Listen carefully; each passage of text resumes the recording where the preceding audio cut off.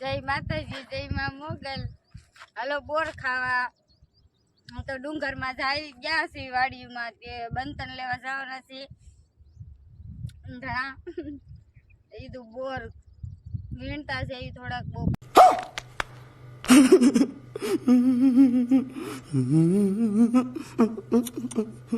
પાકી ગયા છે તો હવે ઉકાઈ ગયા છે. જો કઈ બહુ લીલા રહ્યા નથી, હવે તો ઉકલવા આવી ગયા. કીધી ખાવી આવી તો આ ખાધા ન કરતો કઈ સાયસીન તો ખાવા આવે નહીં. કેટલી બધી બોવડી છે પણ બધા બોર પાકી ગયા છે, ફૂકાઈ ગયા. જો અમારા અરવિંદ ભાઈ ગાડી જ્યાં ઉભી રાખી છે, હા પાકી ગયેલા બોર હતા ના ઓલી બાજુ લીલી બોવડી હતી ના નો રહી ગયા. હાલો તો હવે બોર ખાઈ લીધા છે. હવે ગાડી બેન હવે જઈ છીએ ડુંગરમાં બંતન લેવા. તો તમને બંધ મોટા મોટા ચક્કા છે, જો પવન ફેંકતું છે, ડુંગર છે, નજારો દેખાડશું તમને. તો અમારી બ્લોકમાં બના રહેજો.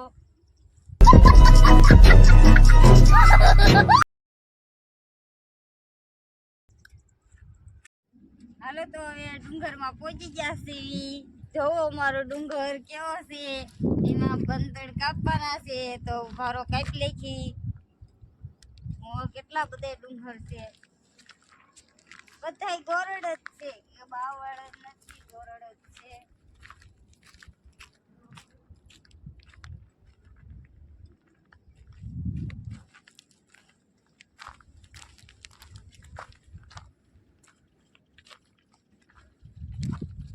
આમાં સિંહ રહેશે, ઓ સિંહ.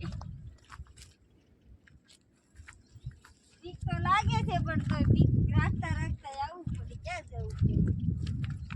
નાખવું તો ખરું, કઈ કાચું ખવાય નહીં, રાંધા વગર તો હાલે નહીં.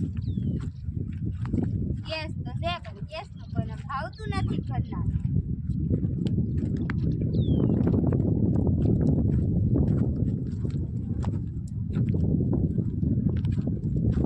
બધો ડુંગર કાપી નાખ્યો છે. જો આ ઓલા સરકારી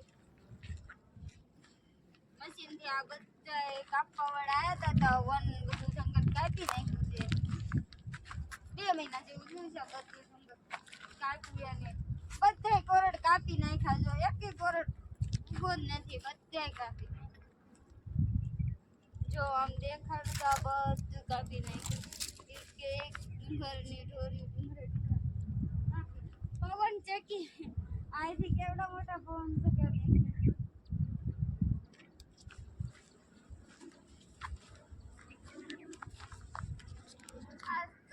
જંગલની મોજ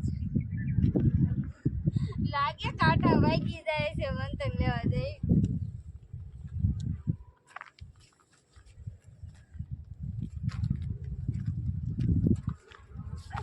મૂકી દેવા છે.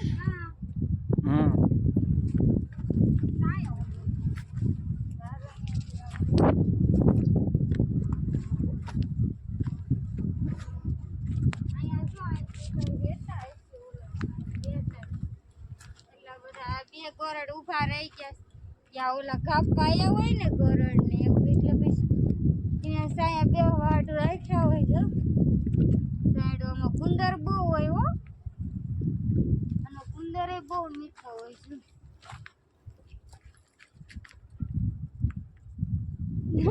એકમાં ગુંદર નહીં, મને મોટા વાળામાં ગુંદર જડે જ નહીં. આરું લ્યો તો હવે અમે થોડાક બંધણ કાપી લઈ, પછી તમને અમને બતાવીશું આખો ડુંગરનો નજારો સરસ મજાનો. તમારો બ્લોગમાં બન્યા રહેજો. નમસ્તે.